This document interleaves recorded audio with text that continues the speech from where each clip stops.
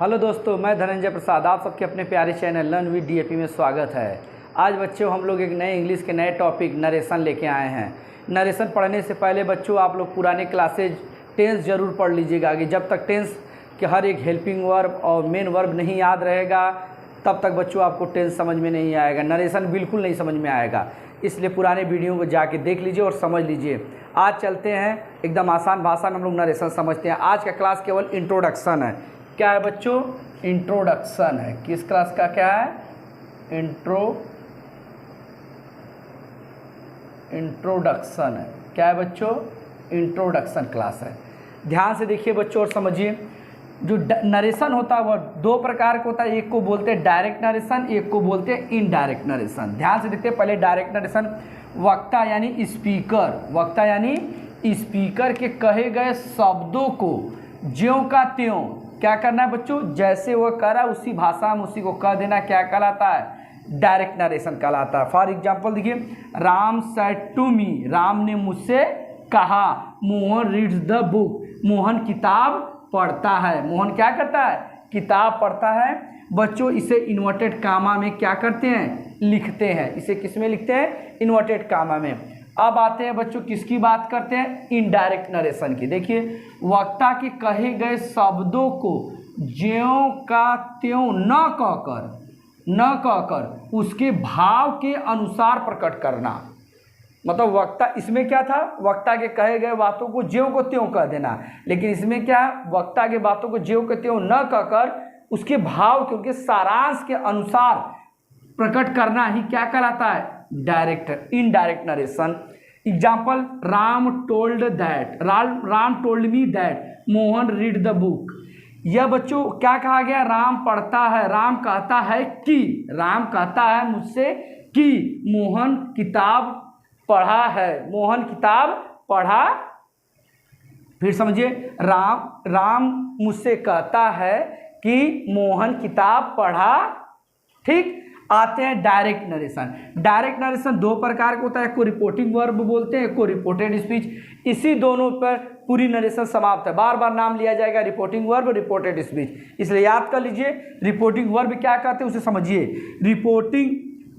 Reporting part में यानी reported speech में वक्ता के बात को जिस फाइनाइट वर्ब में कहना प्रारंभ करते हैं उसी को हम क्या बोलते हैं? रिपोर्टिंग वर्ब कहते हैं। इंग्लिश में देख लिए, the verb which introduce the reported speech in called the reporting verb. अर्थात इससे जो कहे गए वाक्य है, जो वक्ता द्वारा फाइनाइट वर्ब, मतलब जिस हेल्पिंग वर्ब, जिस मेन वर्ब में कहा जाएगा उसी को हम क्या बोलते हैं? Reporting verb. इसे इन्वर्टेड कामा से बाहर लिखा जाता है। जैसे राम सेड है ना फाइनाइट वर्ब, मेन वर्ब क्या है?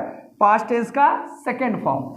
तो सिंपल पास्ट का अफर्मेटिव में वर्ब का सेकेंड फॉर्म। यह क्या है? सिंपल प्रेजेंट, प्रेजेंट इंडेफिनिट में वर्ब का फर्स्ट फॉर्म। यस या यस नहीं लगा क्योंकि यह प्लूरल है, इसे इन्वर्टेड कामा के बाहर लिखा जाता है। आते हैं रिपोर्टेड स्पीच देखते हैं। क्या बच्चों?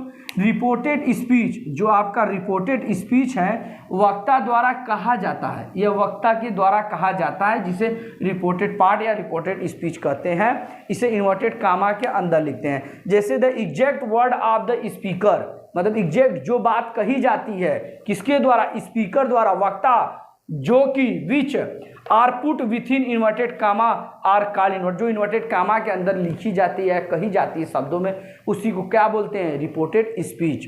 Example, will you give me your pen, तुम मेरा पेन दोगे? Ram does not play a match, Ram cricket match नहीं खेलता है, राम क्रिकेट मैच या मैच नहीं खेलता। बच्चों इसे नोट करिए। अभी कुछ चीज़ें बाकी हैं जो रिपोर्टिंग वर्ब के कुछ मुख्य बिंदु इसे बताते हैं। इंट्रोडक्शन क्लास है, एकदम बेसिक चीज़ें जो पहले जानना जरूरी कि रिपोर्टिंग वर्ब क्या होता है, रिपोर्टेड स्पीच, पहले इसे नोट करिए। नेक्स्ट क्लास में अभी इसके बाद आगे बच्चों कुछ मुख्य बिंदु देखते हैं। ध्यान से देखिए, डायरेक्ट स्पीच के कुछ मुख्य बिंदु है। इस बहुत आसान बिंदु है लेकिन फिर भी हम बता देते हैं, इसको समझिए। दिया है कि डायरेक्ट स्पीच में वक्ता के कथन को किस में लिखा जाता है बच्चों? इन्वर्टेड कामा के अंदर रखा जाता है। इन्वर्टेड कामा के कहाँ रखा जाता है बच्चों? अंदर रखा जाता है, ये ध्यान रहे। रिपोर्टिंग वर्ब के बाद क्या लगाया जाता है बेटा? कामा। जब हमारा जहाँ समाप्त होता है राम सेज, तो यहाँ क्या लगाया जाता है, कामा लगाया जाता है। इन्वर्टेड कामा के अंदर के भाग के पहले अक्षर को कैपिटल लेटर लिखा जाता है। मतलब अब यहाँ शुरू करेंगे तो पहला अक्षर क्या होना चाहिए, यह कैपिटल होना चाहिए। क्या होना चाहिए बच्चों, कैपिटल होना चाहिए। अब देखते हैं बच्चों, डायरेक्ट से इनडायरेक्ट बदलने के कुछ सामान्य नियम हैं, इसे ध्यान से देखिए बच्चों। बोल रहा है कि इनडायरेक्ट स्पीच में इन्वर्टेड कामा को हटा देते हैं। किसको हटा देते हैं बच्चों, इन्वर्टेड कामा को हटा देते हैं। अब इन्वर्टेड कामा को क्या करेंगे, हटा देंगे। रिपोर्टिंग वर्ब के बाद जो कामा आता है बच्चों, क्या आता है, कामा का भी प्रयोग। अब इसका भी प्रयोग हम नहीं करेंगे। रिपोर्टिंग वर्ब के टेंस में कभी भी परिवर्तन नहीं होता है। ध्यान रहे बच्चों, जब रिपोर्टिंग हो जाए राम सेज, राम या राम यू से या यू सेड टू, इसमें कभी भी टेंस में परिवर्तन नहीं करते हैं। वह जिस टेंस में रहेगा रिपोर्टिंग वर्ब उसी टेंस में सदैव रहेगा, ध्यान रहे। रिपोर्टिंग वर्ब में आई सैड को, रिपोर्टिंग वर्ब में आई सैड को रिपोर्टेड स्पीच के भाव के अनुसार टोल्ड, आस्क्ड, रिक्वेस्टेड, आस्क्ड और एडवाइस ETC में क्या करते हैं, बदलते हैं। ध्यान रहे, कब हमको टोल्ड, कब हमको सैड को टोल्ड में बनाना है, कब आस्क में बदलना है, सब बताएंगे बारीकी से, ये ध्यान रहे, ये भाव के अनुसार बदलता है। रिपोर्टिंग वर्ब के बाद आवश्यकता अनुसार जो conjunction if, that, why, whether का भी प्रयोग करते हैं। जब ये कामा हटाएंगे बच्चों, जब हम सिंगल वाला कामा जब हटाएंगे तो लिखना होता है, या यहाँ दैट लिखिए, या वेदर लिखिए, या इफ लिखिए, या वाई लिखिए। ये सब भाव के अनुसार कहे गए वाक्यों के अनुसार, सेंटेंस के अनुसार बनाया जाता है। तो ये घबराने की जरूरत नहीं, हम सब 1 बाय 1 बताएंगे, इसे ध्यान से बस ये नोट याद रखिएगा। अब बच्चों, अगर डायरेक्ट नरेशन रहे, उसमें दिया रहे सेज टू, से के बाद क्या लगा रहे, टू, तभी यह बदलेगा, किस में बदलेगा, टेल में। अगर सेज टू दिया है तो किस में बदलेगा, टेल्स में। अगर सैड टू दिया है तो टोल्ड में बदलेगा। यह बच्चों कुछ बेसिक इन्फॉर्मेशन थी, इंट्रोडक्शन के तौर पे हमने नरेशन के बताया।